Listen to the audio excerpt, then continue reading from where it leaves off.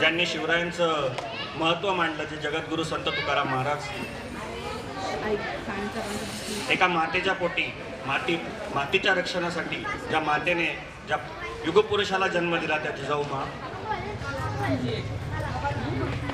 मी संविधान लिहिताना मला थोडी सुद्धा भीती वाटली नाही, कारण माझ्यासमोर शिवरायांचं चारित्र्य समोर होतं, शिवरायांचा न्याय प्रविष्टपणा समोर होता, म्हणून मी संविधान लिहू शकलो असे सांगणारे डॉक्टर बाबासाहेब आंबेडकर या सर्वांना मी प्रथमतः आपल्या टाळ्यांच्या घरात मानवंदना करतो. शिवरायांचा इतिहास, आज शिवरायांची 395वी जयंती. आतापर्यंत कोणीच सांगितलं आहे 395 वर्ष होऊन गेले आपले राजे जन्मले, आणि या पृथ्वी तलावर, या राष्ट्राच्या, या महाराष्ट्रामध्ये, या देशामध्ये एक वेगळाच इतिहास त्यांनी रचला. शिवरायांबद्दल जर सांगायचं गेलं तर आपण जन्मापासून तर आजपर्यंत अनेक वेळा अनेक गोष्टी शिकलेलो आहेत, अनेक गोष्टी आपल्या संपर्कात, आपल्या माहितीत आलेल्या आहेत. इतिहास सांगताना सगळेच सांगतील, मला जास्त काही बोलायचं नाही, फक्त मी एवढंच सांगेन.